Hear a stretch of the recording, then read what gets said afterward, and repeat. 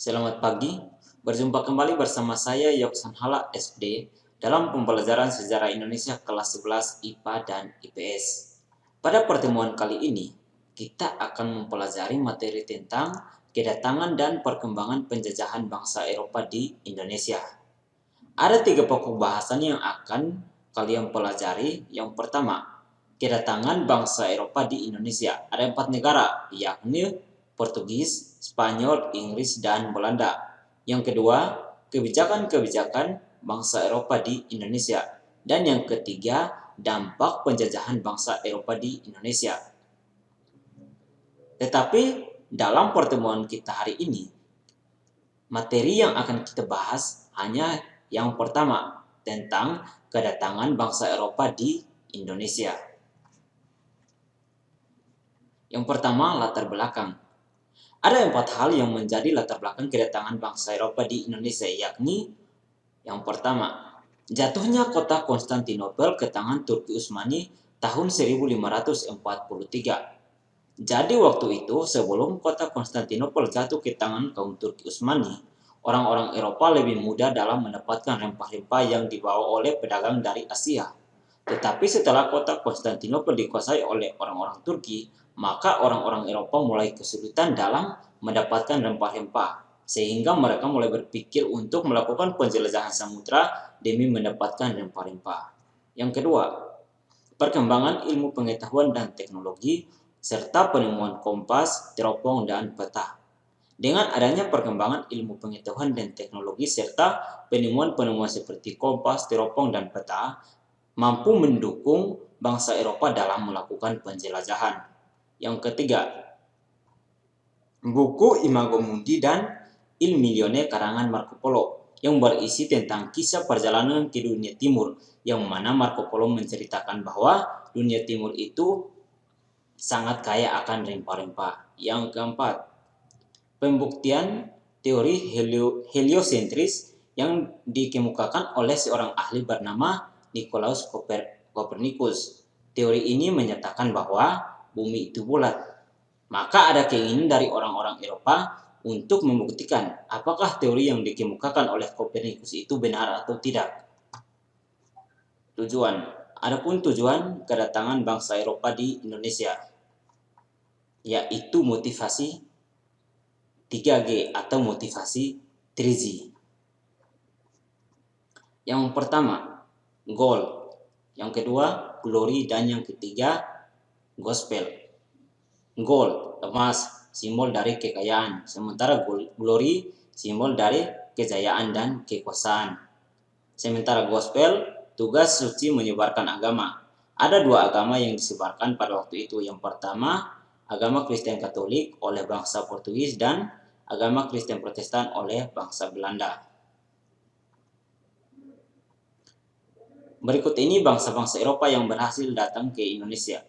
Yang pertama, Portugis. Yang kedua, Spanyol. Yang ketiga, Inggris. Dan yang keempat, Belanda. Jalur pelayaran. Adapun jalur pelayaran yang dilalui oleh bangsa Eropa. Bangsa yang pertama, bangsa Portugis. Tokoh Portugis pertama yang melakukan penjelajahan samudra yaitu Bartolomeu Dias pada tahun 1488. Dias berhasil sampai di pulau paling selatan Afrika. Kemudian nama tempat itu disebut dengan Tanjung Harapan oleh Dias. Karena terjadi badai, maka Dias tidak melanjutkan perjalanan tetapi lebih memilih untuk kembali ke Portugal, walaupun belum berhasil menemukan daerah penghasil rempah-rempah. Yang kedua, Vasco da Gama. Pada saat Vasco da Gama melakukan pelayaran, dia melalui jalur yang sama yang pernah dilalui oleh Bartolomeu Dias. Pada tahun 1498, Vasco da Gama berhasil tiba di Goa, India. Yang ketiga, Alfonso de Albuquerque. Alfonso de Albuquerque melakukan pelayaran dengan misi untuk menguasai Malaka. Pada tahun 1511, Alfonso de Albuquerque berhasil sampai di Malaka dan menguasai perdagangan di Malaka. Setahun kemudian, Alfonso berhasil menguasai Maluku, di mana Maluku pada saat itu merupakan daerah penghasil rempah-rempah. Ada juga hal menarik dari Portugis, yaitu Batu Patrao. Batu Patrao merupakan prasasti besar yang melambangkan kerajaan Portugis, di mana batu itu ketika orang-orang Portugis sampai di suatu wilayah yang baru, mereka akan mendirikan Batu Patrao atau prasasti tersebut sebagai klaim atas wilayah itu. Bangsa yang kedua, bangsa Spanyol. Tokoh pertama dari Spanyol yang melakukan penjelajahan samudra itu Christopher Columbus. Dia berlayar dari arah barat benua Eropa dengan tujuannya India. Tetapi dalam perjalanan, Columbus tidak berhasil sampai di India. Tetapi Columbus berhasil sampai di Kepulauan Haiti dan San Salvador kurang lebih tahun 1492 sampai tahun 1502. Tokoh yang kedua yaitu Ferdinand de Magalhaens dan Kapten Juan Sebastian Elcano. De Magalhaens berlayar dari arah barat benua Eropa mengikuti jalur yang dilalui oleh Columbus, tetapi Magalhaens memilih untuk melewati daerah paling selatan dari benua Amerika. Pada tahun 1521, Magalhaens bersama rombongan berhasil tiba di Kepulauan Guam, Filipina, tepatnya bulan Maret.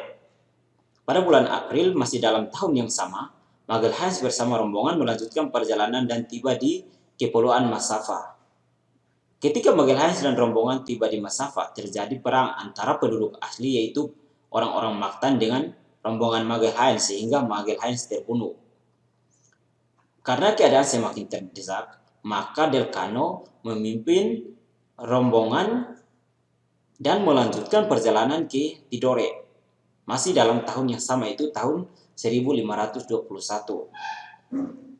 Ketika bangsa Spanyol tiba di Tidore, terjadilah persaingan politik antara Spanyol dan Portugis. Karena pada waktu itu Portugis sudah terlebih dahulu berada di wilayah Tidore.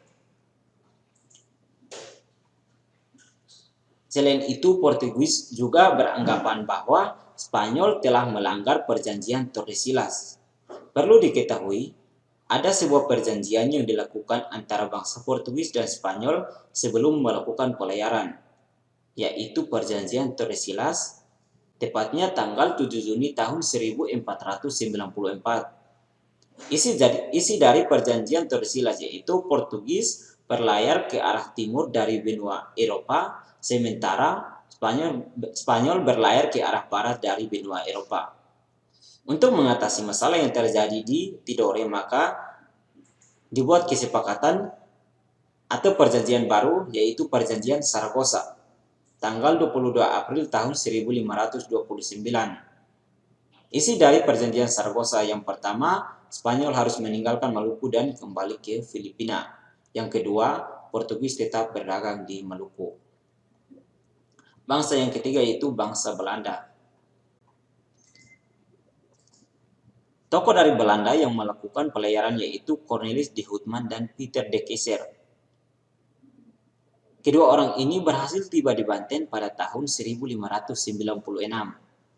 Pada awal kedatangan Cornelis de Houtman dan de Keyser, mereka diterima dengan baik oleh penduduk lokal dan penguasa setempat. Tapi dengan berjalannya waktu, karena sikap de Houtman yang sombong dan bertindak sewenang-wenang, maka terjadi pemberontakan dari orang-orang Banten, sehingga de Houtman terdesak dan memilih untuk kembali ke Belanda. Tokoh yang kedua yaitu Jacob van Eyck. Dia melakukan perjalanan dan berhasil sampai di Maluku sekitar tahun 1598 sampai tahun 1600. Setelah Jacob van Eyck sampai di Maluku, dia berhasil membeli rempah-rempah dan kembali ke Belanda. Bangsa Inggris. Tokoh dari Inggris yaitu Francis Drake dan Thomas Cavendish adalah dua orang Inggris yang berhasil sampai di Ternate. Drake berhasil sampai di Ternate pada tahun 1579 dan Cavendish pada tahun 1586. Atas keberhasilan mereka berdua, maka Ratu Elizabeth memberikan hak kepada mereka untuk membentuk kantor cabang AIC, East India Company di Ambon, Makassar, Jepara, dan Jayakarta. Tetapi kantor pusat AIC tetap berada di India. Ini adalah peta jalur pelayaran yang dilalui oleh bangsa Portugis, Spanyol, Inggris, dan Belanda. Perlu diamati baik-baik. Dalam pelayaran, karena sudah ada perjanjian Tordesillas, maka pelayaran yang dilakukan oleh Spanyol selalu ke arah barat, sementara Portugis ke arah timur, sementara Belanda dan Inggris mengikuti jalur yang sudah dilalui oleh Portugis.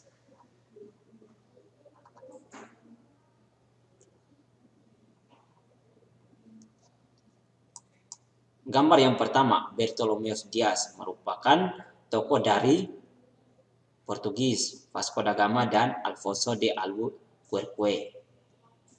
Sementara Christopher Columbus, Ferdinand de Magalhaes, dan Juan Sebastian Elcano berasal dari Spanyol. Cornelis de Houtman dan Jacob van Eyck dari Belanda. Sementara Inggris yaitu Sir Francis Drake dan Thomas Cavendish. Gambar yang terakhir yaitu ilmuwan Nicolaus Copernicus yang menyatakan bahwa bumi itu bulat. Demikian materi pada hari ini. Sampai berjumpa lagi di pertemuan berikut dengan materi kebijakan-kebijakan yang dibuat oleh bangsa Eropa selama menjajah Indonesia. Sekian dan terima kasih.